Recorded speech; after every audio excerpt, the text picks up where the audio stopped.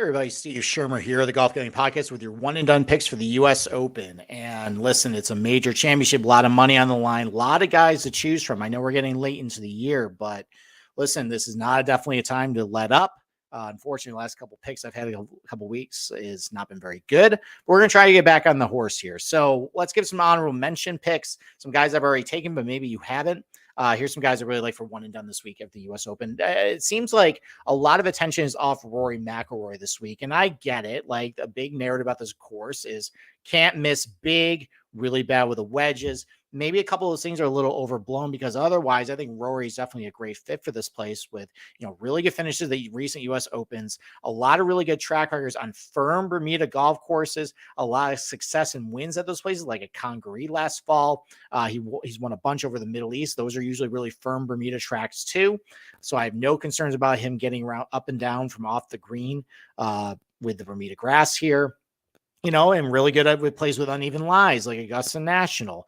Really good Southern Hills last year. Really good in firm conditions like at Chambers Bay and Carnoustie. So, listen, with all the attention off of Rory this week, he's not taking questions from the media.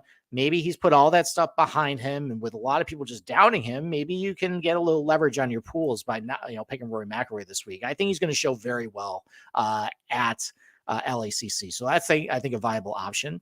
Another guy who seems like maybe people are just sick of, I was previously sick of him, Patrick Cantlay, but I'm going to trust my gut in this one. Maybe just trust the fact that maybe some of his disappointing major results been, he's maybe overprepared for majors. He's a very cerebral player, but he's played LACC at least a couple dozen times that he told the LA Times today. Maybe you can just go out there and play golf. I think having that course knowledge is going to be a big edge. One of my holds about him was the Bermuda grass record. It hasn't been very strong, but it's not quite as bad as what I made it out to be. And his home course is Bermuda out in California. He's a member at Medalist. That's Bermuda. And he plays Seminole a lot down in Jupiter. Again, maybe his Bermuda track record is a little better than what we think it is. He's got a little more practice on that surface now.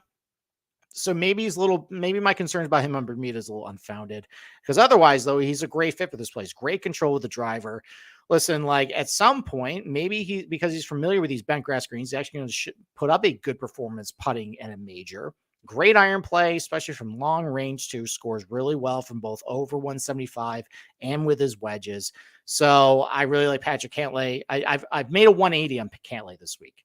So that's an option for you. Seems like a lot of people just don't think Xander is going to win, but he's a very safe play. A lot of really strong finishes in U.S. Opens because he's so consistent, and just a lot of things I like about him as far as course comps and course fit. Really good driver of the ball, excellent from long range, excellent with his wedges, great bent grass putter, really good around the green. Kind of like Cantlay, a little better record around the green on Bermuda tracks than I maybe gave him credit for previously.